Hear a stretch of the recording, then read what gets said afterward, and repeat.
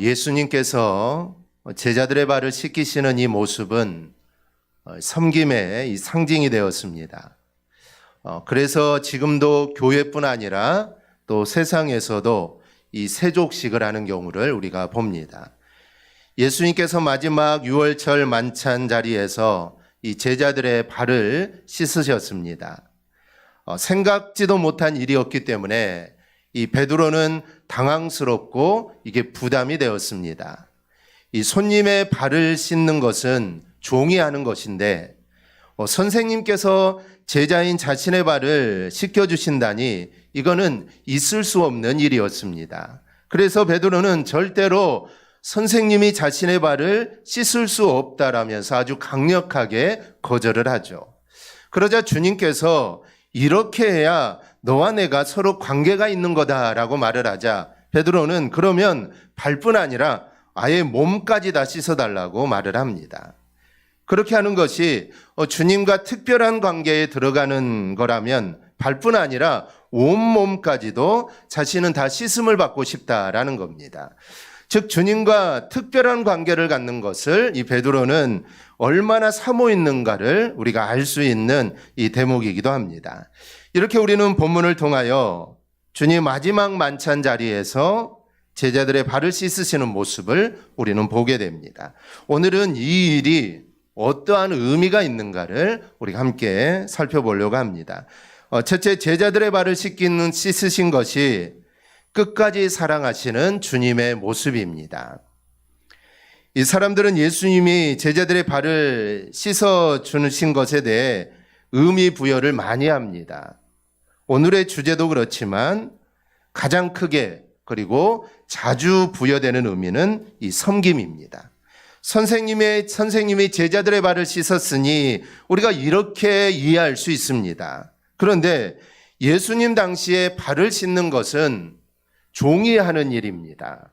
그렇다면 이거는 단순히 선생님이 제자의 발을 씻는 것이 아니라 선생님이 종이 되어서 무릎을 꿇고 발을 씻긴 것과 같은 느낌으로 우리는 생각해 봐야 합니다.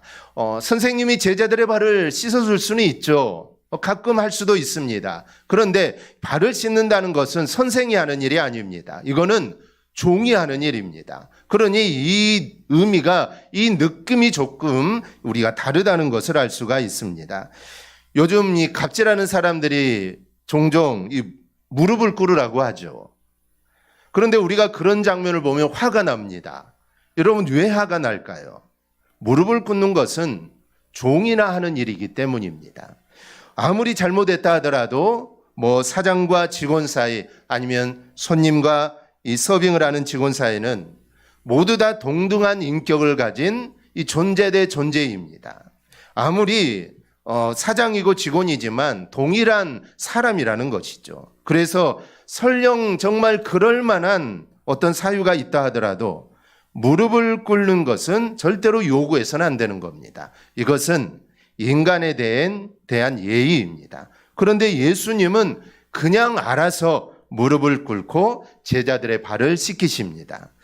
자신의 인격을 그냥 종으로 낮추시면서 제자들에게 서빙을 하는 것이죠.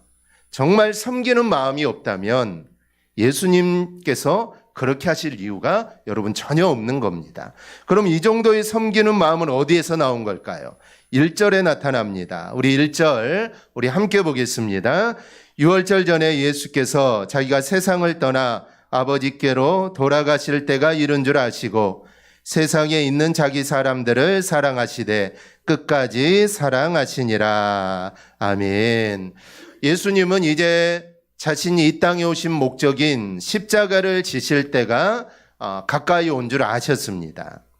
그래서 제자들을 향한 사랑이 더 간절해진 것이죠. 여러분이 만약에 이제 곧 죽는다면 가장 사랑하는 사람들이 보고 싶을 것이고 그리고 더 사랑해주지 못한 것이 아마 안타까울 겁니다. 그게 바로 인지상정입니다. 이제 십자가의 눈앞에 다가온 것을 우리 주님이 느끼시면서 예수님 역시 제자들을 향한 그 사랑이 더욱더 간절해진 것입니다. 이제 얼마 있지 않으면 제자들을 볼 수 없을 것인데 그래서 그 사랑의 마음이 더욱더 간절해진 것이죠. 그래서 자기 사람들을 사랑하시되 끝까지 사랑하시느니라 라고 이렇게 표현한 것입니다. 그래서 사랑할 뿐 아니라 끝까지 사랑한다는 것이죠. 그런데 본문 앞인 12장 37절을 보면 이런 내용이 있습니다. 이렇게 많은 표적을 그들 앞에서 행하셨으나 그를 믿지 아니하니. 또 43절도 보면 이런 말이 있습니다. 그들은 사람의 영광을 하나님의 영광보다 더 사랑하였더라.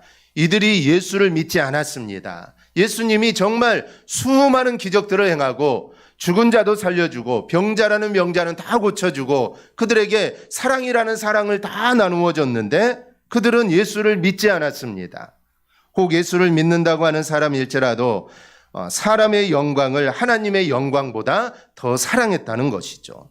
우리가 표현하는 것처럼 한다면 믿을 놈 하나도 없다라는 것입니다. 정말 사랑이라는 사랑을 다 주었는데 그 모든 사람들이 자신들을 배반했다는 것이죠. 믿을 만한 놈 한 명도 없습니다.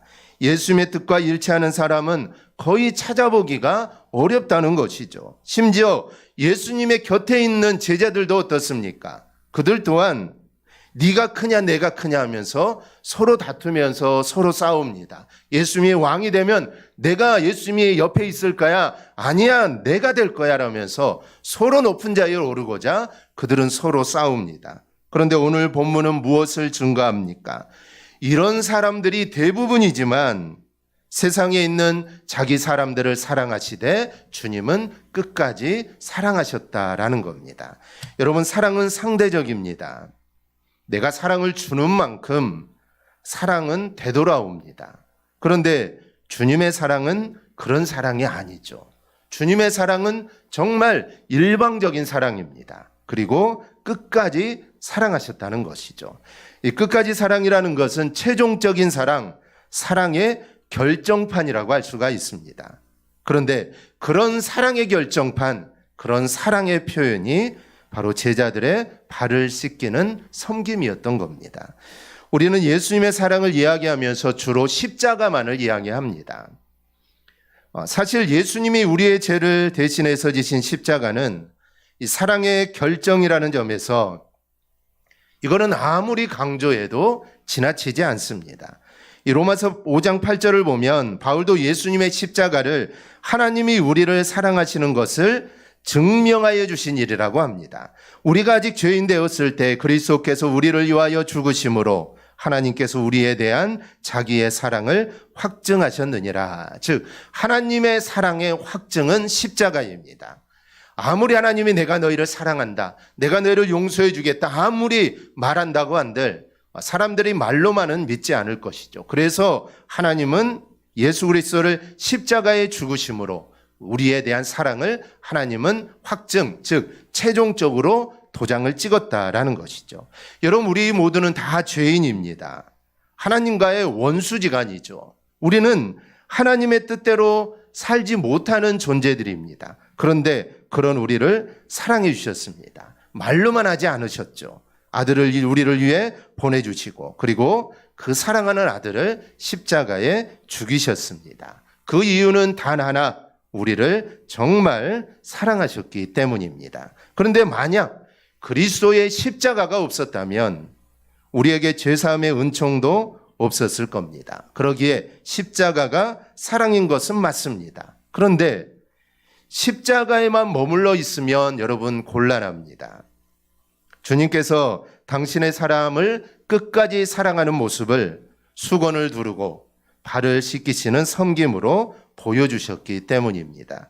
한때 성공의 감독이 되기를 꿈꾸었던 사무엘 브랭글이라는 청년이 있습니다. 이 청년이 구세군에 지원하기 위해 대서양을 건너 영국으로 건너갔습니다. 그 당시 구세군의 대장이었던 이 부스 장군은 그의 지원을 못마땅하게 여기면서 그에게 겸손한 마음을 씻어 키워주기 위해 다른 훈련생들의 군화를 닦으라고 지시를 합니다. 이 낙심한 브랭글은 속으로 내가 군 하나 닦으려고 내 꿈을 쫓아 내가 대서양을 건너 내가 이곳에 왔단 말인가 하면서 투덜대면서 그런 생각을 했습니다. 그런데 그러던 중 어느 날 환상 중에 예수님께서 무식한 어부들의 발 위로 허리를 굽히시는 모습을 그가 보게 됩니다. 그때 그는 조용히 이렇게 말합니다. 주님은 그들의 발을 씻기셨습니다. 저는 그들의 군화를 닦겠습니다. 여러분, 우리가 사랑을 이야기할 때 섬김을 빼고 이야기해서는 절대로 안 됩니다. 섬김이 없는 사랑은 여러분 진정한 사랑이라고 할 수가 없습니다. 독일 출신의 미국 선교사인 서서평 선교사가 있습니다. 이 서서평 선교사는 성격이 너무 급했기 때문에 이제 한국식으로 자신의 이름을 지을 때 천천히라는 의미의 서 그리고 평평할 평을 써서 그 이름에 넣었다고 합니다. 그래서 한국 이름이 서서평 이 선교사가 되는 겁니다. 그녀는 32세인 1912년부터 1934년 54세로 소천하기까지 22년 동안 그녀는 사역을 했습니다. 그녀는 서광주 제중병원을 중심으로 아픈 사람을 돌보고 또 가난한 여인들의 교육에 힘썼습니다. 그뿐 아니라 조선의 수양딸 13명과 나환자 아들 1명 등 14명의 아이를 입양해 또 기르기도 했습니다. 한센이를 돌보고 그 아들을 자식 삼아 살던 그녀는 정작 자신은 끼니를 제대로 챙겨 먹지 못할 정도로 그녀는 궁핍했습니다. 한 사람이라도 더 돕기 위해 자신의 생활비마저 쪼개어 썼던 겁니다. 가진 것을 모두 다 가난한 이들에게 나누어 주고 그녀는 54세의 나이로 세상을 떠나게 되었는데 그녀의 사인은 영양실조였습니다. 당시 선교사는 생활비로 이 3원을 받았다고 하는데 그중에 자신을 위해 쓴 돈이 겨우 10전밖에 되지 않았다고 합니다. 즉 나머지는 모두 불우한 사람들을 위해 모두 다 사용했던 것이죠. 그녀의 침대 옆에는 이런 문구가 새겨져 있습니다. 성공이 아니라 섬김이다. 즉 이 서서평 선교사는 평생 동안 자신이 성공하는 데 목적을 둔 것이 아니라 그녀는 섬김의 목적을 두었던 겁니다. 그래서 그렇게 살 수 있었던 것이죠. 만약에 성공을 목적에 두었다면 그녀는 더 편안하고 더 행복하고 더 모든 걸 누리며 충분히 살 수 있었을 겁니다. 하지만 그녀의 목적은 성공이 아닙니다. 그녀의 목적은 섬김이었기 때문에 일평생 동안 그렇게 살아갔던 겁니다. 여러분, 기독교는 사랑의 종교입니다. 기독교가 사랑의 종교라는 것은 예수를 믿지 않는 사람들도 모두 다 그렇게 이야기합니다. 그렇다면 사랑과 섬김은 여러분 따로 거는 것이 아니라 기독교는 반드시 섬김의 종교가 되어야 합니다. 그리고 우리도 그렇게 살아야 합니다. 십자가로 사랑의 절정을 보이시는 예수님께서 끝까지 사랑하는 모습이 바로 섬김이기 때문입니다. 섬기지 않는 사람은 더 이상 사랑이 아닙니다. 사랑은 섬기는 게 되어야 이게 진정한 사랑입니다. 이 섬기지 않는 사랑은 말 그대로 쇼일 뿐밖에 없습니다. 예수님께서는 자기 사람을 끝까지 사랑하는 모습을 친히 종이 되어서 제자들의 발을 씻기시는 모습으로 나타내셨습니다. 오늘 본문에 나타난 이 모습, 곧 예수님이 끝까지 사랑하는 모습으로 보여주신 섬기는 이 장면을 영원히 우리 마음에 저장할 수 있기를 바랍니다. 그래야 여러분들도 정말 그런 사랑을 실천하며 우리가 살아갈 수 있기를 바랍니다. 허튼 사랑이 아니라 끝까지 사랑하는 그리고 제대로 사랑하는 그런 모습을 보여주시기를 바랍니다. 여러분, 사랑의 끝판왕은 섬기는 겁니다. 섬길 수 없는 사람, 그리고 섬길 수 없는 상황 속에서도 바로 섬기는 것이 바로 진정한 섬김입니다. 오늘 예수님이 종이 되어서 제자들의 발을 씻어 주었는데 그 중에는 베드로도 있습니다. 베드로는 주님을 모른다고 이제 3번이나 부인할 겁니다. 그 중에는 가룟 유다도 있습니다. 이미 마귀가 가룟 유다의 마음에 들어가 예수를 팔려는 생각을 이미 넣었습니다. 그런데 주님은 그런 가룟 유다의 발도 우리 주님은 씻겨주십니다. 우리 같으면 도저히 할 수 없겠죠. 나에게 이제 사기를 칠 사람이 있습니다. 이 사람이 나에게 사기를 칠 겁니다. 그런데 그 사람을 잘해주는 거, 이건 할 수 없는 일이죠. 모른다면 할 수 있겠죠. 모르면 충분히 할 수 있습니다. 그런데 우리 주님은 모든 걸 아시면서, 즉 베드로가 자신을 3번이나 부인할 것, 이 가룟 유다가 이제 나를 돈을 받고 나를 팔아버릴 것을 우리 주님은 다 하시면서도 주님은 그렇게 하셨습니다. 그러기에 이게 진정한 사랑, 이게 진정한 이 섬김이라는 겁니다. 우리 모두도 주님처럼 사랑으로 섬기며 살아가기를 바랍니다. 내가 도저히 사랑할 수 없는 사람, 그리고 내가 도저히 섬길 수 없는 사람, 그런 사람이 있다 하더라도 오늘 주님의 모습을 기억하면서 우리가 섬기며 우리가 살아가기를 바랍니다. 그러면 반드시 놀라운 일이 일어날 겁니다. 이 베드로전서 3장 1절을 보면 이런 말씀이 있습니다. 아내들아, 이와 같이 자기 남편에게 순종하라.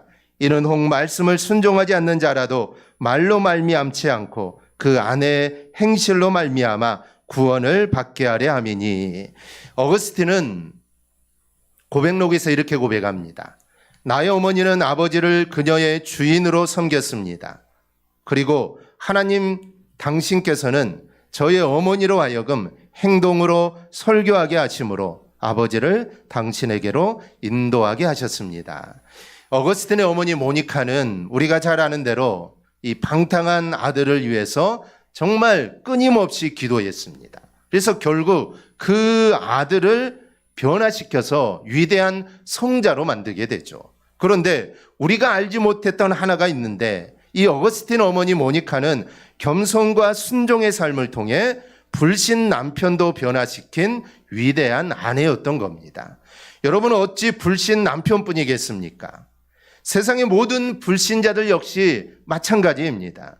우리는 그들의 영혼을 구원할 때 단지 말과 입술만을 사용해서는 여러분 절대로 안 됩니다. 우리의 말로 통해, 우리의 입술로 통해 예수 믿으세요, 교회 갑시다라고 해서는 안 된다는 것이죠. 여러분, 그것만으로는 절대로 불신자들을 감동시킬 수 없습니다. 우리가 섬김의 삶을 살아갈 때 비로소 감동이 되어 불신자들이 주님께로 돌아오는 것입니다. 그러므로 우리 모두 정말 말로만 내가 사랑해라고 하는 것이 아니라 반드시 섬김을 통해 보여줄 수 있기를 바랍니다. 그리하여 내가 너를 사랑하는 것이 정말 거짓이 아니다, 정말 진짜다라는 것을 정말 우리가 보여주어야 하고, 그리고 끝까지 내가 너를 사랑한다라는 것을 우리가 보여줄 때 하나님의 놀라운 구원의 역사를 우리가 이루게 됩니다. 그래서 오늘 주님의 이 모습을 우리 모두 기억하고 정말 사랑하고 섬기되 정말 끝까지 사랑하는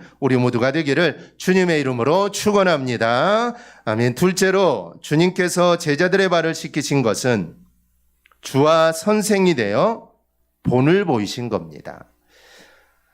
발을 씻기신 후에 이게 무슨 일인가 하는 제자들에게 주님이 친히 말씀합니다.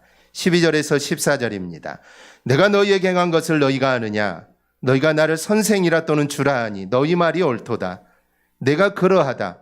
내가 주와 또는 선생이 되어 너희 발을 씻었으니 너희도 서로 발을 씻어주는 것이 옳으니라.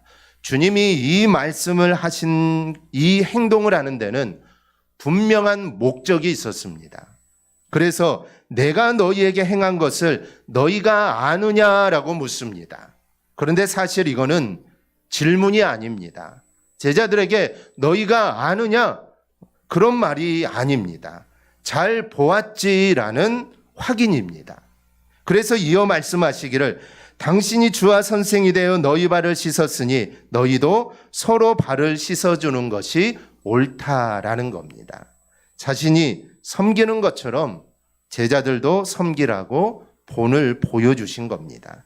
먼저 이 부분에서 주님이 하신 말씀 우리가 잠시 살펴볼 필요가 있습니다. 13절을 다시 보면 너희가 나를 선생이라 또는 주라라고 하니 말씀합니다. 당시 제자들은 자신의 스승을 보통 선생님 아니면 주님이라고 불렀습니다. 그런데 제자들이 예수님을 부린 호칭은 똑같은 선생님, 주님이지만 그 앞에 정관사, 호가 붙어 있습니다. 정관사에서 정은 정해진이라는 의미입니다. 즉 특정한 사람과 사물로 꼭 집어 가리키는 대상을 의미합니다. 그래서 오늘 제자들은 단순하게 세상 모든 사람들이 부르는 선생님, 주님이 아니라 콕 집어서 그 선생님, 그 주님이라는 의미입니다. 즉 약속된 메시아로서의 선생님, 주님으로서 부르는 겁니다. 이런 제자들의 호칭에 대해 예수님은 너희 말이 옳다, 내가 그러하다라고 말을 합니다. 즉 내가 메시아요, 내가 구세주다라는 것입니다. 즉 주님은 자신이 약속된 메시아임을 인정하십니다. 이미 공생의 마지막 시점에 오면서 주님은 자신의 존재에 대해서 이제 드러내시기 시작합니다. 즉 내가 메시아요, 내가 구원자요, 하나님이라는 겁니다. 그리고 이 자리에서 다시 한번 짚어주십니다. 그러면서 보여주신 것이 바로 제자들의 발을 씻어주는 섬김의 본입니다.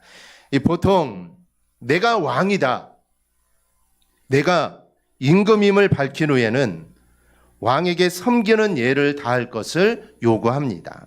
그런데 주님은 당신이 메시아이심을 밝히신 후에 도리어 섬기는 본을 보이십니다. 그리고 그렇게 하는 이유도 분명하게 말씀합니다.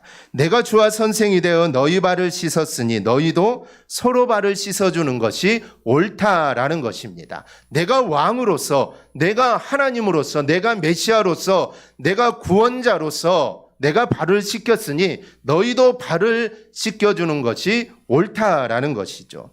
이 말씀을 보면은 옳으니라라고 기록되어 있습니다. 옳다라는 단어의 원래 뜻은 맞다라는 의미가 아니라 빚지다, 의무가 있다, 해야만 한다라는 의미입니다. 그래서 원문의 뉘앙스를 우리가 살려서 번역하면 너희 또한 서로 발을 씻기기를 계속할 의무가 있다, 반드시 해야 한다라는 의미입니다. 즉 우리가 서로가 서로의 발을 씻겨주는 것은 너희가 해도 되고 안 해도 되는 것이 아니라 이거는 필히 해야 하는 의무사항임을 강조하는 말씀입니다.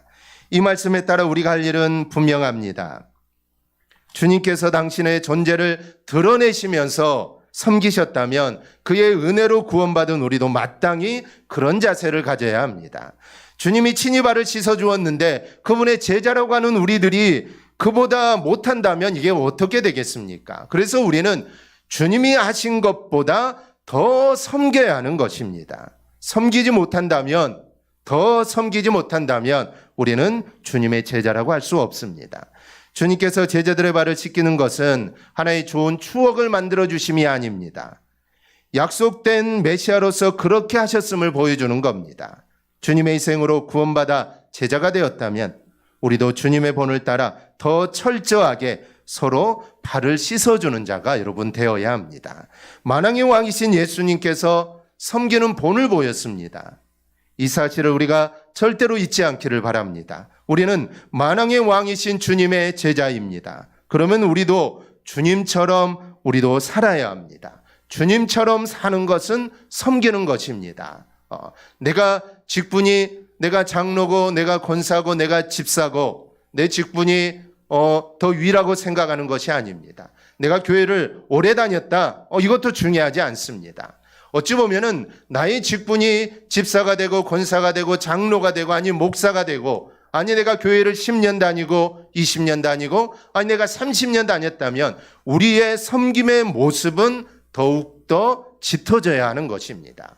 내가 오래 다닐수록 내가 섬김을 받아야겠다. 이제 내가 충분히 헌신하고 나는 이제 봉사했으니 나는 나는 좀 섬김을 받아야겠다. 이런 것이 아니라 우리는 그럴수록 더욱더 섬김의 자리로 가야 합니다. 주님이 그렇게 했습니다. 주님이 자신이 하나님이심을 밝히고 내가 메시아이심을 밝혔지만 그럼에도 불구하고 주님은 종이 되어서 제자들을 섬겼습니다. 그래서 우리는 이 모습을 절대로 잊지 말고 우리 모두 주님을 본받아 늘 섬기는 삶을 살아가기를 축복합니다. 셋째로 이제까지 보냄을 받으신 입장에서 이제는 보내시는 입장으로 발을 씻기셨습니다. 주님께서 제자들의 발을 씻기시면서 이렇게 마무리하십니다. 20절입니다. 우리 함께 봉독합니다. 내가 진실로 진실로 너희에게 이르노니 내가 보낸 자를 영접하는 자는 나를 영접하는 것이요 나를 영접하는 자는 나를 보내신 이를 영접하는 것이니라. 아멘. 지금까지 주님은 하나님 아버지께서 자신을 이 땅에 보내셨다는 입장에서 활동을 했습니다. 즉 아버지께서 일하시니 나도 일하시고 아버지께서 나를 이 땅에 보내셨기 때문에 내가 이 일을 한다라는 것이죠. 그런 점에서 당신을 보는 것이 하나님을 보는 것이다라는 입장에서 사역을 하셨습니다. 그런데 이제 똑같이 주님께서도 제자인 우리를 보내신다는 겁니다. 그리고 주님이 보낸 제자들을 영접하는 게 자신을 영접하는 것이고 당신을 영접하는 게 곧 아버지를 영접하는 것이다 라고 말씀을 합니다. 핵심은 아버지가 당신을 보낸 것처럼 이제 주님도 제자들을 세상으로 보내신다는 겁니다. 여러분, 우리가 이 세상에서 소명의 삶을 사는 이유가 어디에 있습니까? 우리가 왜 하나님이 나에게 주신 일들을 우리가 감당하며 어려운 가운데도 그 일을 하는 이유가 어디에 있습니까? 그것은 주님께서 우리를 이 땅에 보내셔서 우리에게 일을 맡기셨기 때문입니다. 주님이 이 땅에 와서 일을 하시고 십자가에 죽으신 이유가 무엇입니까? 아버지인 하나님께서 그 일을 맡겨주셨기 때문입니다. 우리가 이 땅에서 하나님의 일을 하는 소명의 의식도 하나님이 나에게 그 일을 맡겨주셨기 때문에 우리가 그 일을 하는 겁니다. 우리는 이 땅에서 주님을 대리하는 자들입니다. 따라서 우리가 소명의 길이라고 또는 사명의 길이라고 가는 걸음은 우리의 욕심으로 가는 길이 아니라 내 뜻대로 해야 하는 것이 아니라 주님을 대리해서 이루어 나가는 일들입니다. 이렇게 우리는 주님께서 나를 이 땅에 보내셨다라는 점을 우리는 분명하게 해야 합니다. 그런데 중요한 것은 우리를 보내시는 주님께서 바라시는 것이 있습니다. 주님이 우리를 이 땅에 보내셨는데 보내면서 그냥 보내는 것이 아니라 바라시는 것이 있습니다. 그것은 바로 다른 사람의 발을 씻기는 섬김의 일을 하라는 것입니다. 우리는 이렇게 섬기기 위해서 이 땅에 보냄을 받은 겁니다. 하나님이 왜 달란트를 주셨을까요? 그 재능으로 자신의 부귀영화를 만들어가라고 주신 게 아닙니다. 그 재능으로 다른 사람들을 섬기라고 주신 겁니다. 왜 나에게 잘하는 것들을 주셨을까요? 내가 특별히 잘하는 일들이 있습니다. 다른 사람에 비해 좀 잘하는 게 있죠. 왜 그런 것들을 주셨을까요? 나만 잘 먹고 잘 살라고 주신 것이 아니라 섬기라고 주신 겁니다.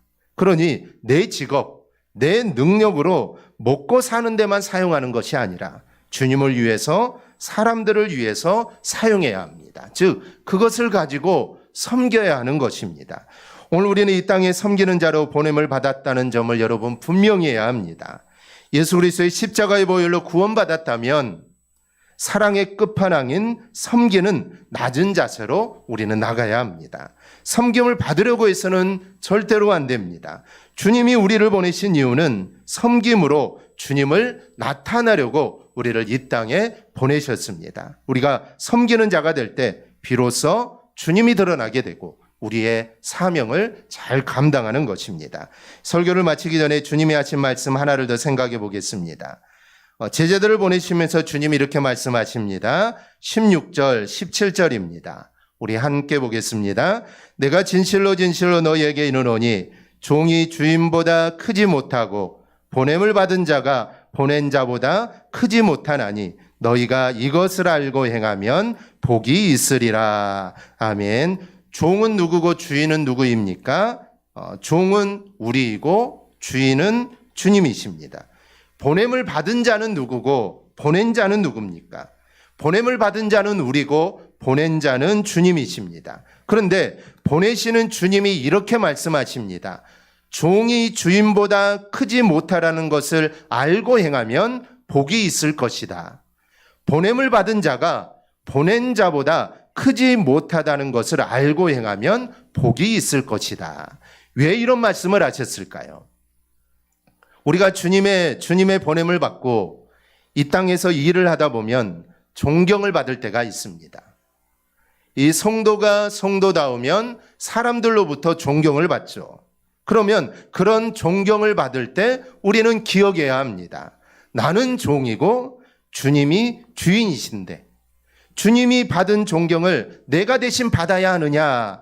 나는 보냄을 받은 자이고 보내신 분은 주님이신데 주님이 받을 존경을 내가 받아야 하느냐? 우리는 이런 생각을 해야 한다는 것입니다. 그래서 우리는 오로지 섬기는 자가 되어야 하고 바로 그런 자가 복된 자다라는 주님의 말씀입니다.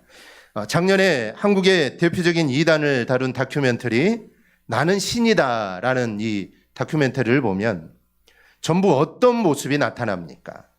섬기는 게 아니라 모두 다 자신을 섬기라고 합니다. 구제하는 게 아니라 물질을 모두 다 바치라고 합니다. 그리고는 자기는 호화롭게 살면서 먹고 즐깁니다. 온갖 탐욕은 다 누립니다.